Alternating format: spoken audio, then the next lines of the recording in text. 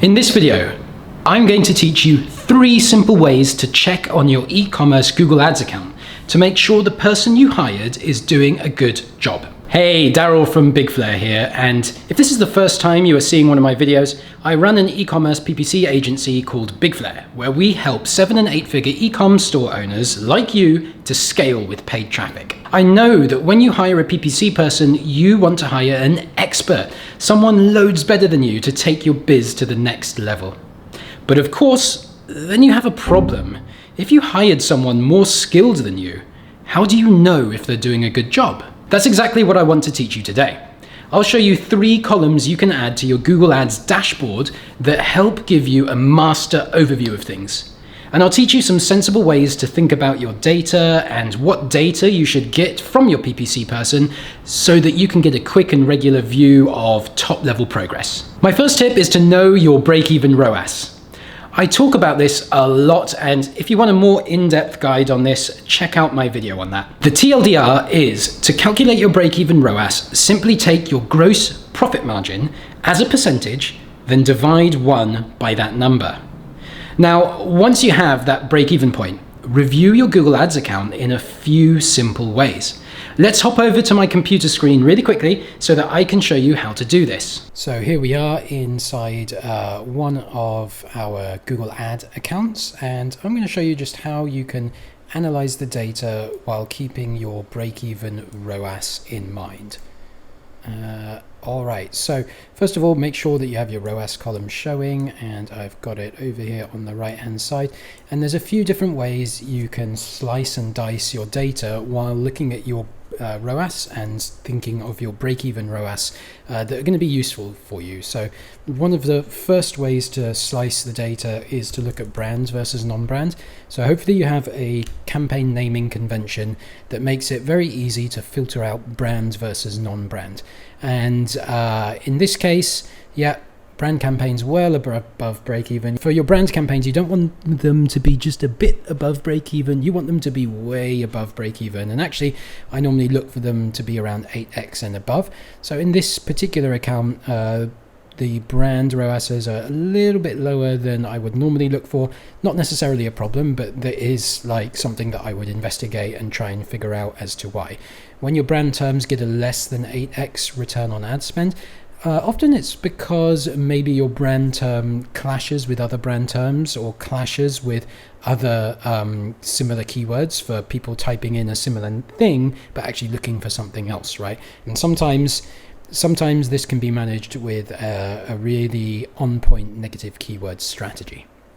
But as well as looking at brand, making sure that's above break-even, you also want to look at non-brands. So in this campaign, I can just do the reverse and say a campaign name does not contain brand. And then now I'm filtering for all my non-brand campaigns and looking down them, and then I'm seeing, so in this particular account, let's say my break-even ROAS is at the 1.5 mark.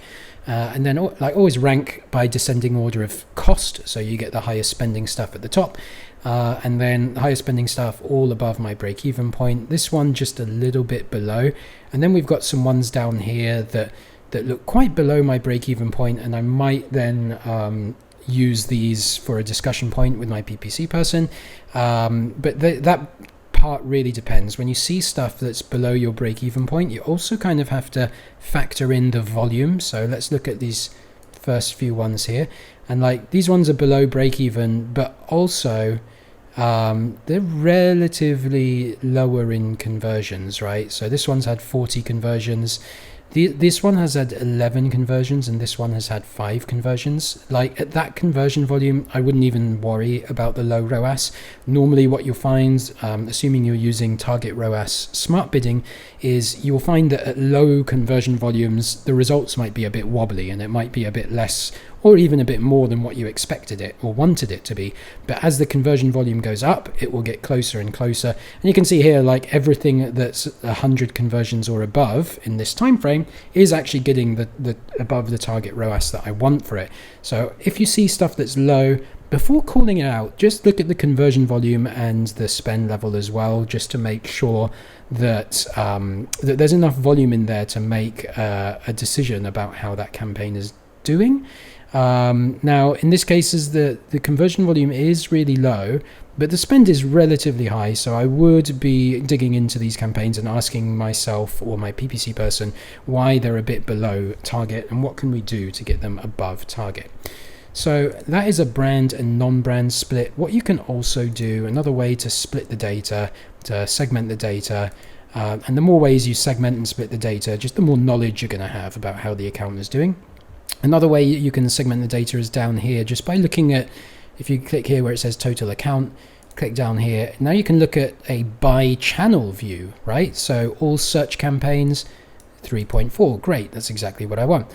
All shopping campaigns, 2.3, yeah, also great, well above my break even. And then here you can clearly see, okay, well, it's really video and display that are dragging the average down.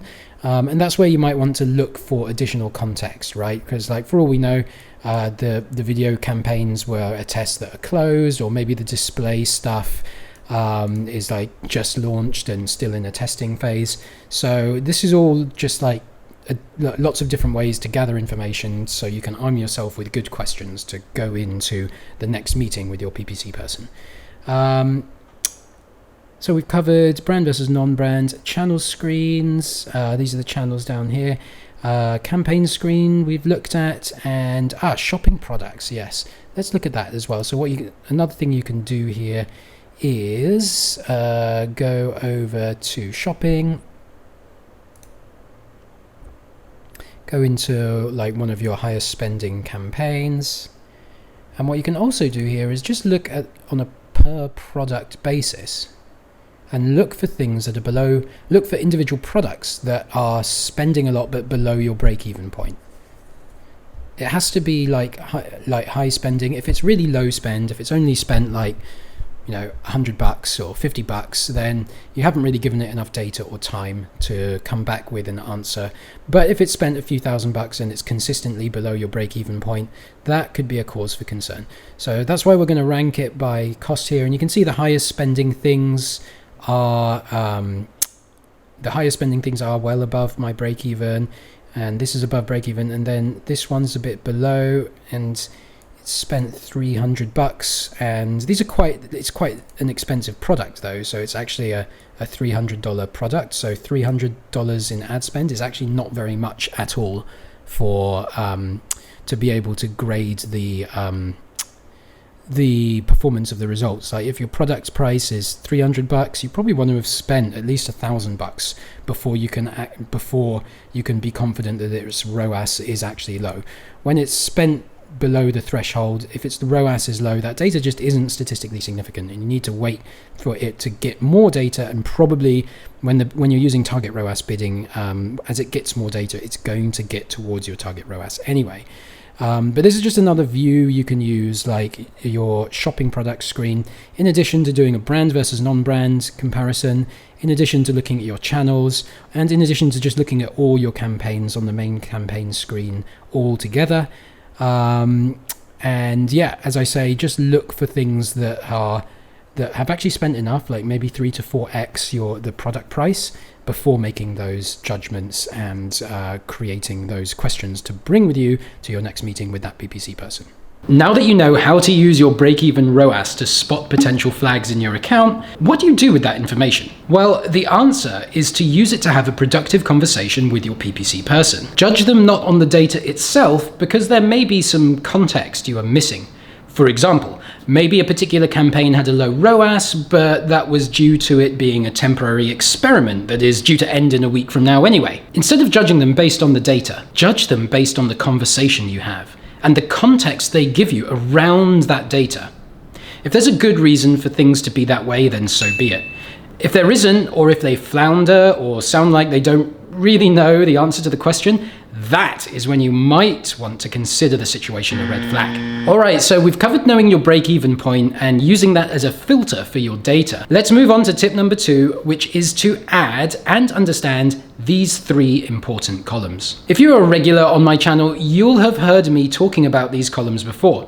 If you aren't a regular, well then hit the subscribe and bell button, my friends, as I am regularly posting videos just like this one to help you scale your e-com store. But as I was saying, there are 3 columns I recommend you add and keep on your campaign screen at all times.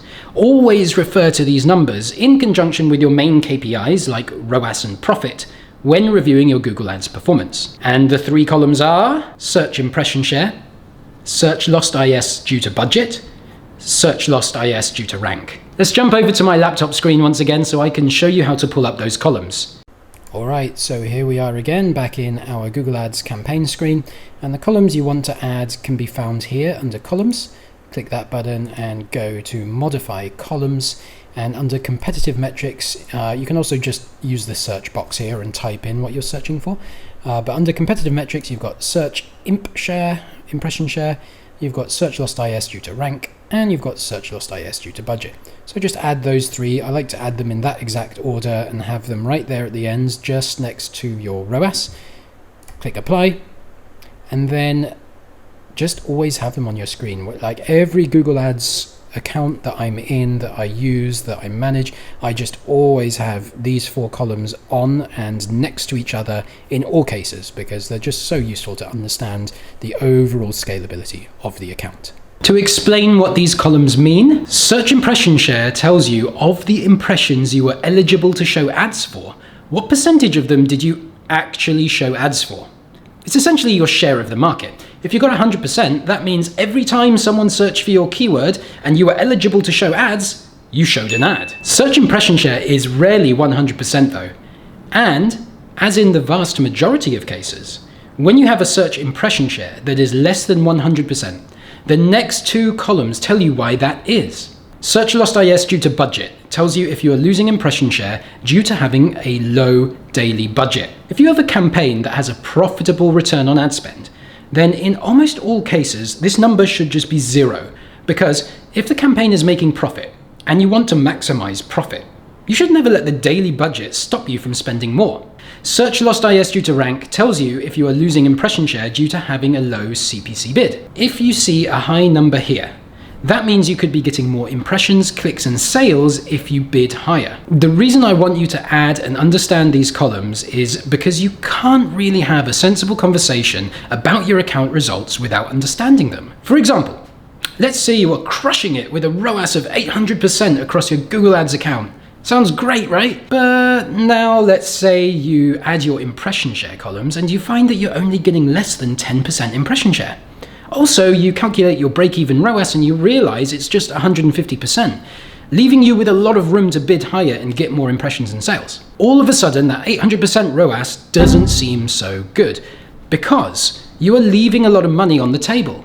If your impression share is low and your ROAS is way above your break-even point, then doing some combination of raising bids and budgets will allow you to make a lot more revenue and profit. Conversely, if your impression share is really high, but your ROAS is very low or close to break-even, you might be able to make more profit by reducing your overall CPC bids, which in turn reduces the overall share of the market, but at the same time increases your ROAS. In terms of impression share benchmarks, I look for brand campaigns to have impression shares above 99%, assuming they have a ROAS of above 800% or 8x. Now, it's not a hard and fast rule and it varies by brand, but if the numbers are well below that mark, then it's worth further investigation. And in terms of non-brand, where the clicks are going to be a lot more competitive, I normally look for around 30% impression share and up. Once again, as you analyze your account this way, treat your findings as a springboard for a conversation to have with your PPC person. For example, you could say, hey, I noticed our impression shares are lowish at 20% and our ROAS is way above break-even, so I'd assume that we have room to bid higher and get more revenue and profit. I'm wondering what your thoughts are here and if there's a good reason why we're not bidding a bit higher already. It might be that they misunderstood your goals, or perhaps we're running a valid test on something. If that's the case, it's a communication issue and you guys can fix it with tighter communications. Or it could also be that they don't fully understand the trade-off between revenue volume and ROAS. Maybe they were slavishly trying to achieve a higher ROAS at the expense of volume without understanding that sometimes profit maximization happens at a lower ROAS. If the reason was closer to the latter than the former, I'd be wary. But more often than not, in my experience, these things can normally be cleared up with clear communication around goals, objectives, and KPIs. My third tip is to make sure you are getting a monthly report showing profit data alongside revenue and spend, and to review this data over longer periods of time, such as a year or more, to look for the trends you want to see. In my experience, about 90% of SMB e-commerce businesses would prioritize increasing profit over revenue. So in the upcoming example I'm about to show you, I will assume you are one of the 90%. If you're part of the 10% of e-com businesses that are actually prioritizing revenue growth over profit growth right now, don't worry, what I'm about to show you will still be relevant. All right, let me show you some of the key metrics you want to see on a report and how to compare those versus your wider business goals. All right, so here we are in an example report that my team have put together for one of our clients, and this kind of illustrates for you some of the things that you want to be able to see on your report. Now, first of all, you need to be clear in your own head and with your PPC person what your primary metric is. And I don't think a primary metric should ever be ROAS, because really the thing that we really care about is profit and revenue, and usually we're going to care about one of those things a lot more than the other one, depending on what type of growth mode that we're going to be in. So like most e-commerce businesses that I work with and that I know are prioritizing profit growth over revenue growth, but of course just have both the metrics here. And one way that you want to ask to have this data displayed for you is what we have here, which is a year-on-year comparison and a month-on-month comparison as well. So don't just always look at that super zoomed in view of just your weekly data. You want to create these bigger timescale comparisons to see what's really going on, to see what the big trend over time is.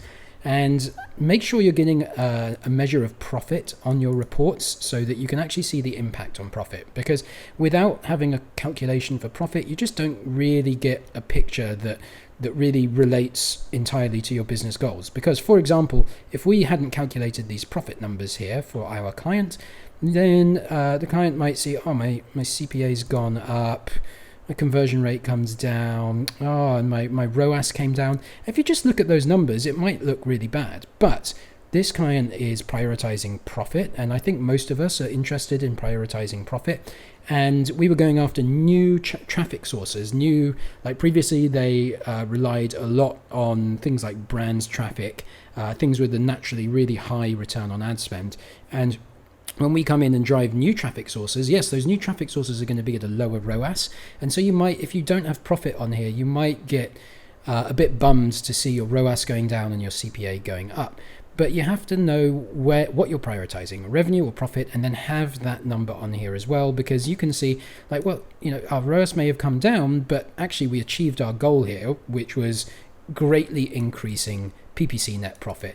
So make sure you have these numbers on your report, and make sure you and your PPC person are clear on how these are being calculated. Now, these are two terms that we use here at Big Fair. They're not necessarily industry standard terms, but we use PPC profit to mean revenue minus ad spend. So that's just very simply revenue minus ad spend. It just looks at the difference between revenue and ad spend in your ad account.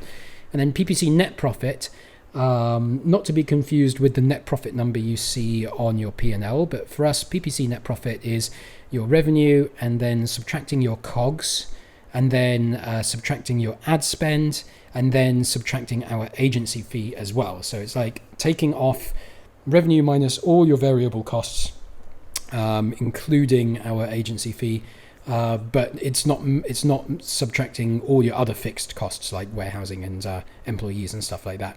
So be clear on which profit calculation you're using, and then have that number on here so that you can have a direct comparison.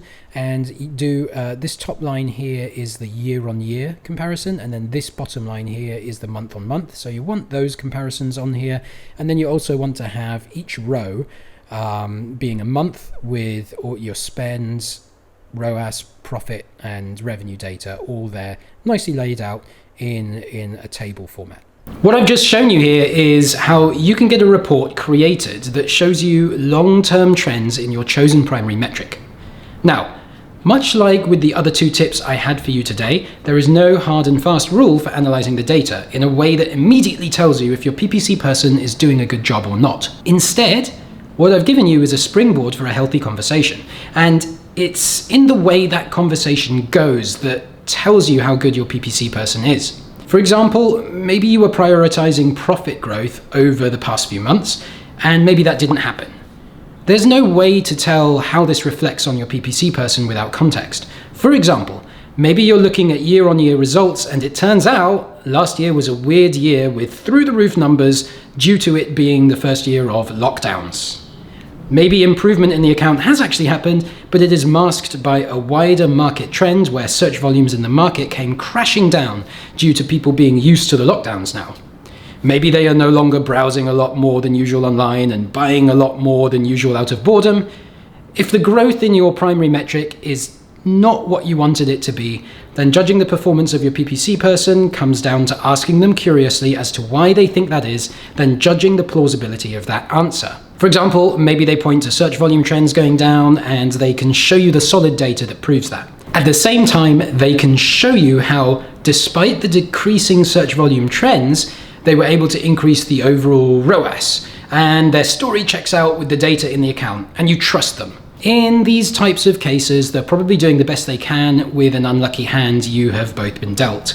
Another type of scenario, though, could be where your PPC person does not have a good or coherent explanation. Maybe they end up making a bunch of excuses that don't check out against the data. Or maybe they just sound totally confused, or you just don't trust their responses. If that's the case, that might be a sign that they're not cut out for the job at hand. Today, I've given you 3 ways to review and think about your Google Ads account that will help you know if your PPC person is doing a good job. But as you have seen with each method, really, the method is just a way of coming up with good questions. And the real hack here is having tight communications with your PPC person, being able to ask them good questions in a curious and non-confrontational way, and then gauging them by their responses, not by the data on its own. If you are a 7 or 8-figure e-commerce store owner that wants to work with a PPC agency that works really hard at communication and giving you the exact type of tight feedback loop I have described in this video, then check out the link in the pinned comment. There's a link down there where you can schedule time with me to have our first chat, and we'll discover together whether we could be a good fit. Hey, Daryl from Big Flair here, and that was a really loud hey, so I'm just gonna tone that down a little bit. How despite the okay. No,